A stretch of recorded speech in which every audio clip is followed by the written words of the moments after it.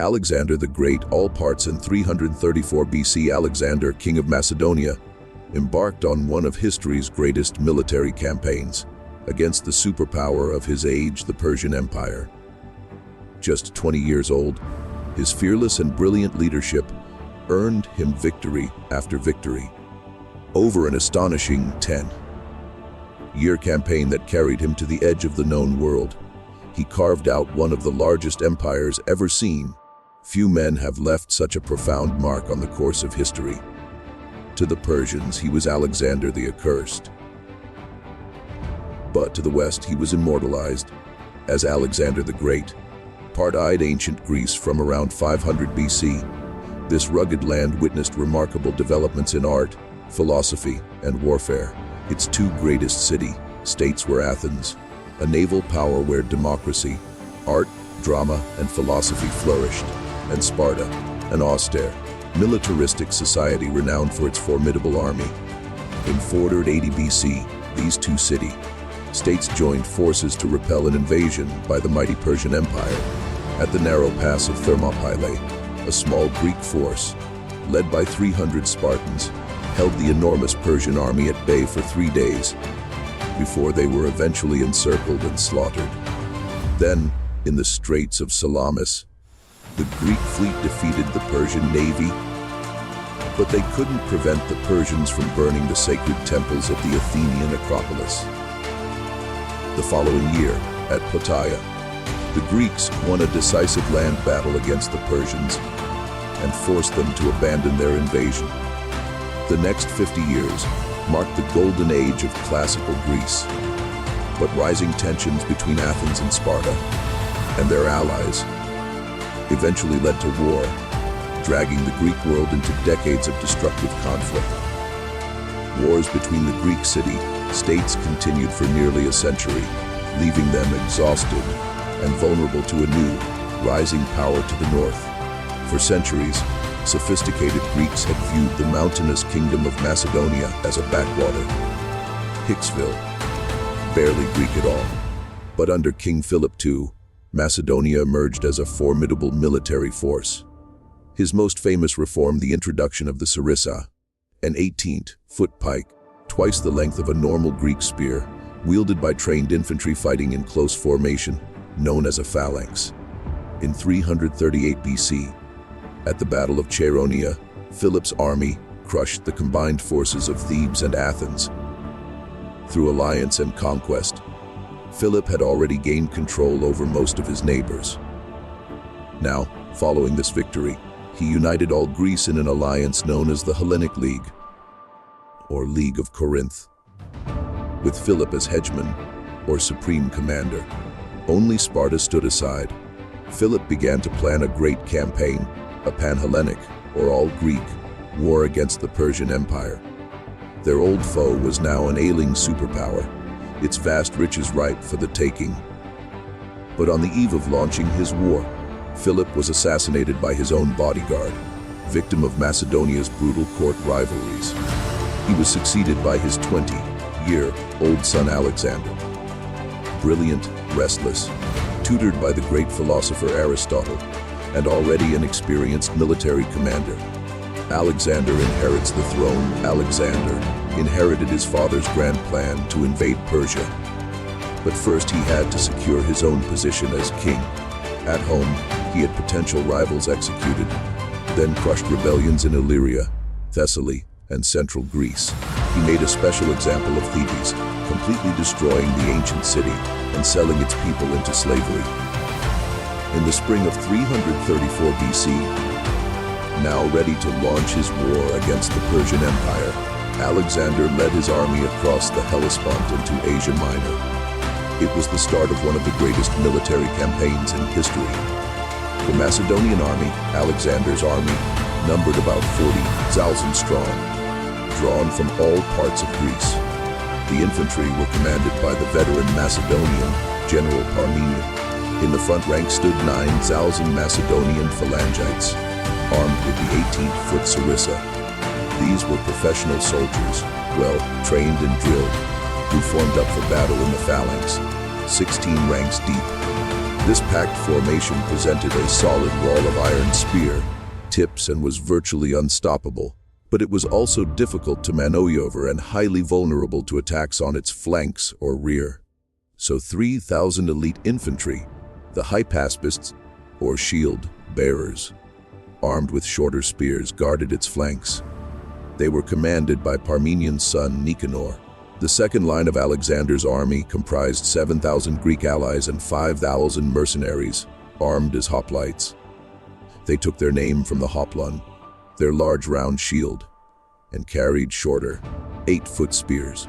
A hoplite phalanx was not as effective as the Macedonian phalangites, but still well armed and heavily armored for the time. The Agrians were the army's elite skirmishers, expert javelin throwers from what's now southern Bulgaria. Other skirmishers from Thrace and Illyria were armed with javelins, slings, and bows. The shock troops of Alexander's army were the companion cavalry, 800 elite horsemen armed with spear and sword, commanded by Philotas, another son of Parmenion. Alexander led the royal squadron in person. There were also 800 cavalry from Thessaly, commanded by Callus, 600 from other parts of Greece, led by Arigeus, and 900 mounted scouts from Thrace and Paeonia under Cassander. The Battle of the Granicus, the Great Persian Empire, was divided into provinces called satrapies. Each satrapy was ruled by a governor, or satrap. Those in Asia Minor, now threatened by Alexander's invasion, met to discuss strategy. Memnon of Rhodes, a skilled Greek general in Persian service, urged them to avoid battle with Alexander. Instead, he advised a scorched earth strategy: burn villages and crops, withdraw to the interior, and Alexander's army would quickly starve. It was good advice, but the satraps were unwilling to lay waste to their own provinces without a fight, so they decided to face Alexander's army at the river Granicus. The Persian army formed up behind the river, shallow but 60 feet wide with steep banks. Their front line was a wall of cavalry, about 10 Zalos and horsemen from across the empire, Medes and Hyrcanians from modern Iran, Bactrians from Afghanistan, and Paphlagonians from Turkey's Black Sea coast. Behind, in reserve, stood the infantry, several thousand Greek mercenaries, a common sight in Persian armies at this time. These men fought for Persian gold and were armed with the round shield and short spear of hoplites. The Persians may have been unsure if they could trust these men in combat against fellow Greeks, and so placed them at the rear. Alexander, determined to attack and destroy this Persian force before it could retreat, raced to the Granicus with his best troops. On his left wing, he posted Thessalian Greek and Thracian cavalry under Parmenian's command.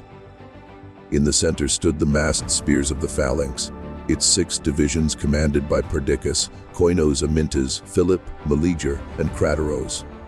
On the right, Alexander himself, with the companion cavalry under Philotas, as well as the elite hypaspists, the Agrians javelin throwers, and the archers. Alexander, with 13,000 infantry and 5,000 cavalry in all, was probably slightly outnumbered. But ignoring advice to wait until dawn to cross the river, he ordered an immediate assault. He sent a squadron of companion cavalry to ford the river, followed by a regiment of hypaspists and the Paeonian light cavalry. Alexander, calling on his men to show their courage, then led his right wing across the river. As they reached the middle of the river, the Greeks came under a hail of javelins, darts, and arrows from the Persian line. Those that made it to the far bank were immediately charged by the Persian cavalry. Alexander was in the thick of the fighting. He attacked where the whole mass of their cavalry and leaders were stationed. Around him, a desperate conflict raged. Horses were jammed against horses and men against men. The Macedonians striving to drive the Persians away from the river bank. The Persians determined to prevent them crossing and to push them back into the river. Alexander's attack seemed reckless, but he was buying time for the rest of his army to cross the river, including the irresistible Macedonian phalanx. Then suddenly Alexander was fighting for his life, charged by two Persian nobles. Rosacus rode up to Alexander and struck him on the head with his sword, breaking off a piece of his helmet. But the helmet broke the force of the blow, and Alexander struck him down with his lance. Then, from behind, Mithridates raised his sword against the king, but Black Cletus, son of Dropidas, anticipated his blow, struck his arm, and cut it off, sword and all. Now the Greek army was across the river, and the Persian cavalry faced a wall of Macedonian spears. Most turned and fled. The speed and shock of Alexander's attack meant Persia's Greek mercenaries hadn't even had time to join the battle. Alexander, in a blood rage, or possibly regarding these Greeks as traitors, ignored their appeals for mercy. The mercenaries were surrounded on all sides and massacred. Alexander had won a great victory. Asia Minor now lay at his mercy, but the Persian Empire was still a land of immense wealth and power. Already it was mobilizing its vast resources to face him. If Alexander was to conquer this empire and take his place in history, he'd next have to face Darius, King of Kings, himself. The advance continues now as Alexander approached Sardis, capital of the Persian province of Lydia. Its commander surrendered without a fight, but before Alexander could advance further, he needed to neutralize Persian naval power. Persia had a powerful fleet, with major naval bases around the eastern Mediterranean that could potentially cut his lines of communication back to Greece. Rather than challenge the Persians at sea, Alexander decided to attack their nearest bases, the Greek coastal cities of Miletus and Halicarnassus. Both put up determined resistance but were taken by winter. The following spring of 333 BC, Alexander continued his advance into Lycia and Phrygia. At Gordium, he was shown the legendary Gordian knot. A prophecy said that whoever could unpick it would rule all Asia. Alexander simply took his sword and sliced it in half. Meanwhile, Memnon of Rhodes, a skilled Greek general in Persian service, led Persian warships into the Aegean and captured the islands of Chios and Lesbos.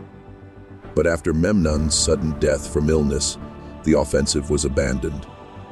The Battle of Issus 18 months had passed since Alexander's army crossed the Hellespont and invaded the Persian Empire. Now Alexander led his men into Cilicia and was soon poised to cross the Nur Mountains into Syria. But then the main Persian army, led by King Darius III himself, emerged behind the Greek army to the north. Darius was determined to trap and destroy Alexander's army, which he outnumbered almost 2-1.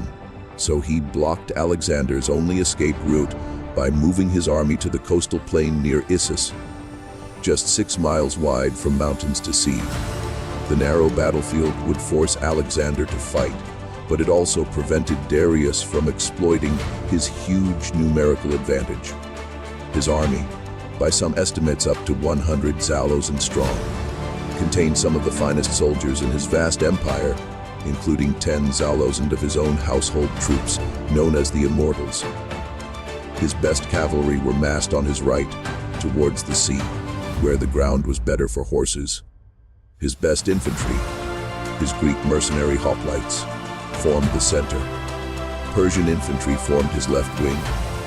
Alexander deployed his own army for battle, once again entrusting his left wing, nearest the sea, to Parmenion with the Greek cavalry and infantry. In the center, as always, stood the Macedonian phalanx. Alexander positioned himself and his best troops on the right wing, toward the mountain slopes. His elite Agrians, javelin throwers, his archers, and behind them, the hypaspists and the companion cavalry. When Alexander saw the strength of the Persian cavalry facing Parmenion on the left, he moved his Thessalian cavalry across to reinforce him. Despite his overwhelming numbers, Darius held his position behind a small river, the Pinaris, and waited for Alexander to attack. He didn't have to wait long. Alexander called out to his men, urging them to fight bravely, picking out some by name. Then, at the head of his army's right wing, he charged. Once again, the speed and shock of the Macedonian advance sent the enemy reeling back. But in the center of the battlefield, the Macedonian phalanx was in trouble. In its effort to keep up with Alexander, its formation had become disordered. Now, in fierce fighting with Darius's Greek mercenaries, the phalanx was slowly being driven back. Alexander, seeing the danger, regrouped and led the companions in a headlong charge straight at the Persian center. The Greek mercenaries, threatened on their flank, were soon in disarray, and the Macedonian phalanx was able to resume its advance. Alexander fought his way towards the great king, Darius himself. Rather than face this apparently mad and fearless Macedonian king, Darius fled the battlefield in his royal chariot. Meanwhile, the Macedonian left wing under Parmenion was in a desperate fight against the best of the Persian cavalry. If the Persians could break through here, they could envelop Alexander's army and snatch victory from the jaws of defeat. But Parmenion and his troops fought doggedly and continued to hold the Persians at bay. As the news that Darius had fled spread among his troops, they abandoned the fight and tried to save themselves. The battle turned into a massacre. Ptolemy, one of the Macedonian commanders, told Alexander there were so many Persian dead that his men had used them to fill a deep ravine so they could cross over it. Son of Amun, the Battle of Bessus was a stunning victory for Alexander. Among the spoils of victory were Darius's wife, mother, and 3 children, all taken alive and well treated by Alexander. With the Persian field army in retreat, Alexander now turned to subduing the western territories of the Persian Empire. The next year, 332 BC, the coastal cities of Phoenicia submitted to Alexander, ending Persian naval power in the Mediterranean. But the island, city of Tyre, resisted. Tyre's defenders fought bravely and skillfully, even when Alexander began building a causeway to the island, protected by 2 giant siege towers, which they counter-attacked with fire ships. But after 7 months, the city walls were breached and Tyre fell. Most of its citizens were killed or enslaved. Gaza too was taken by siege. Alexander continued to Pelusium on the Nile Delta, where the Persian governor of Egypt surrendered the entire province to Alexander, along with the royal treasury. At Memphis, priests of this ancient land welcomed Alexander as their liberator from Persian rule and crowned him pharaoh. At the mouth of the Nile, he founded a new city, Alexandria, then traveled to the desert oracle of Siwa, where, according to some accounts, the priests welcomed him as son of Amun, king of the gods. Trouble in Greece. Alexander returned east to Tyre, where in 331 BC, he received news of trouble back home. Despite his great victories over the Persians, many Greeks regarded Alexander as a tyrant. King Agis of Sparta, with Persian support, now launched a revolt against Macedonia. Antipater, Alexander's commander in Greece, was already dealing with rebellion in Thrace. But he quickly marched south and met Agis in battle near the city of Megalopolis. Even the legendary Spartans were now no match for Macedonian military power. The Spartan army was crushed. King Agis himself was among the fallen. With his base in Greece secure once more, Alexander advanced towards the Persian heartlands, seeking a final showdown with Darius. He received a letter from the Persian king, offering him a fortune in gold, his daughter in marriage, and half his empire in exchange for peace. But Alexander's stunning victories, all the oracles and acclamations, had now convinced him that his destiny was to rule the world. He rejected the Persian king's offer. He didn't want half the empire. He was coming to take it all. The Battle of Gaugamela in 334 BC. Alexander, 21-year-old ruler of the small Greek kingdom of Macedonia, led an invasion of the vast Persian Empire. It seemed impossible odds, but thanks to Greek military dominance and Alexander's fearless leadership, he won two great battles against the Persians, at the river Granicus and at Issus. Having subdued Persian lands west of the Euphrates River, he now headed east into the empire's heartlands, seeking a final showdown with the Persian king, Darius III.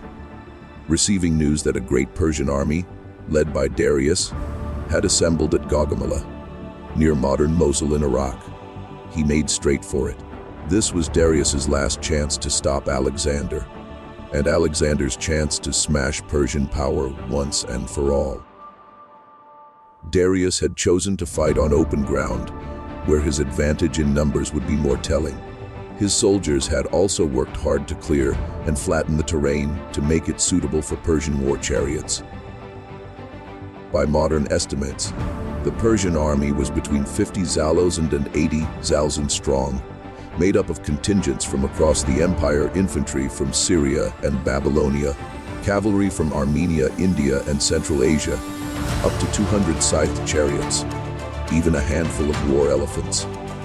Alexander's army was smaller and may have been outnumbered by as much as 2 to 1. He deployed his units in their usual formation. On the left flank, Thracian and Thessalian cavalry, commanded by Parmenion. In the center, the Macedonian veterans of the phalanx, each armed with their 18-foot Sarissa pike. On the right flank, Alexander with his elite cavalry, the companions, and his best infantry, the hypaspists. These were the units with which Alexander planned to launch his main attack.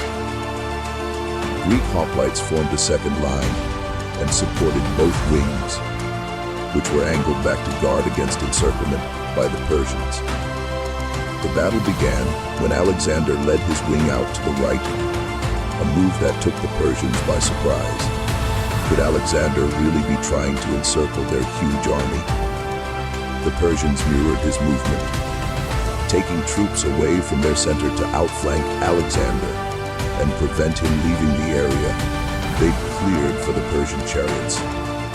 But Alexander's unusual maneuver was a trap to entice the Persians to weaken their center.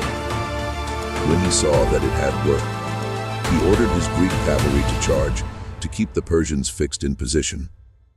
A giant cavalry battle developed on the right wing. Darius, meanwhile, judging this to be the decisive moment, unleashed his chariots. But expert Agrian's javelin throwers took out horses and crews, while the Greek infantry opened lanes, allowing the chariots to pass harmlessly through. Now Alexander led his companion cavalry and parts of the Macedonian phalanx in a headlong charge straight at the weakened Persian center, fighting his way towards Darius himself. The sudden ferocity of Alexander's assault threw the Persians into panic. The center of the army broke and ran, King Darius himself leading the rout. But Alexander's left wing was in serious trouble.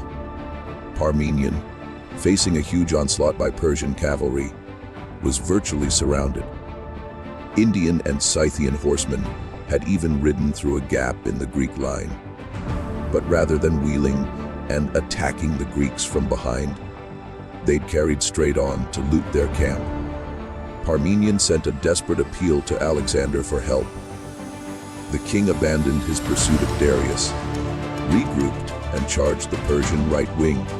It was the hardest and bloodiest fighting of the battle, claiming the lives of 60 of Alexander's companions. Finally, as news of Darius's flight spread across the battlefield, the last Persian horseman turned and fled. The Battle of Gaugamela was a stunning and complete victory for Alexander. According to ancient sources, he lost just a few hundred men, while the Persians lost thousands. The fall of Persia. Alexander had routed Darius's great army, and now the road to Babylon, the empire's main capital, lay open. The Macedonian king entered the great city in triumph, recognized by Persian officials as its new rightful ruler. So too at the city of Susa, where Alexander ceremonially took his seat upon the royal throne of Persia. In the Zagros Mountains, at a pass known as the Persian Gates, a courageous Persian force held up Alexander's army for a month. The Greeks eventually found a mountain path that bypassed their position, allowing them to encircle and wipe out the defenders. In early 330 BC, Alexander reached Persepolis, the empire's ceremonial capital. Alexander wanted to appear as a liberator to the Persians, as a legitimate successor to King Darius. But now, he ordered Persepolis to be pillaged and burnt, retribution for the Persian invasion of Greece and the burning of Athens' sacred temples in 480 BC. Alexander now headed north into Media, where Darius had taken refuge in the royal city of Ecbatana. Alexander was determined to capture Darius, but the fugitive king fled east in the hope of raising a new army in the provinces of Parthia, Bactria, and Sogdia. It was not to be. As Alexander closed in, the Persian king was murdered by one of his own governors, Bessus, who then proclaimed himself the empire's new ruler. Alexander gave orders for Darius to be buried in the royal tombs of Persepolis, alongside his ancestors. Then he paused to organize his vast new empire. Alexander appointed viceroys to rule the provinces on his behalf, keeping several Persians, who had sworn loyalty, in their posts. Then he resumed his march east, his goal to find and kill the usurper Bessus, subjugate the empire's eastern provinces, and reach the far edge of the world. The Eastern Campaign in 330 BC, Alexander continued his march east, his goal to find and kill Bessus, a Persian usurper claiming to be the rightful king, and to subjugate the empire's eastern provinces. Alexander headed first for Aria, today part of Afghanistan, where the Persian governor Sadybarzanes had launched a revolt after initially pretending to submit to Alexander. The rebellion was crushed, and Sadybarzanes killed in single combat by a Greek cavalry officer. Nearby, Alexander founded the city of Alexandria Ariana, modern Herat, one of around a dozen cities that Alexander would eventually found, almost all bearing his name. Alexander marched on to Frada. The Macedonian court had a long tradition of plots and assassination. 6 years before, Alexander's own father, King Philip, had been murdered by his bodyguard. He was now informed that Philotas, commander of his companion cavalry, had uncovered a plot to assassinate Alexander, but kept it secret. Philotas and his father Parmenion were among the most respected of Alexander's commanders and had played crucial roles in all his great victories. But when Philotas confessed under torture, Alexander had him executed. Then he sent assassins back to Ecbatana, where Parmenion was governor, to kill him before he even heard of his son's death and had a chance to turn against Alexander. In 329 BC, Alexander resumed his pursuit of Bessus. En route, he founded the city of Alexandria Arachosia, modern Kandahar in southern Afghanistan. As he reached Kunduz, Bessus was betrayed by his own men and handed over in chains. Alexander sent him back to Persia for execution as a king slayer. Alexander pushed on into modern Tajikistan, where the Sogdians rose up against him. He had to fight off attacks by local tribes and take several towns by assault. On the banks of the Jaxartes River, he founded the city of Alexandria, Eschat, meaning Alexandria the furthest, so named because he had, at last, reached the limit of the Persian Empire. This frontier was frequently raided by nomads known to the Greeks as Scythians. Alexander lured them into a decisive battle near the Jaxartes. The result was a crushing victory for the Macedonian king that put an end to the raids.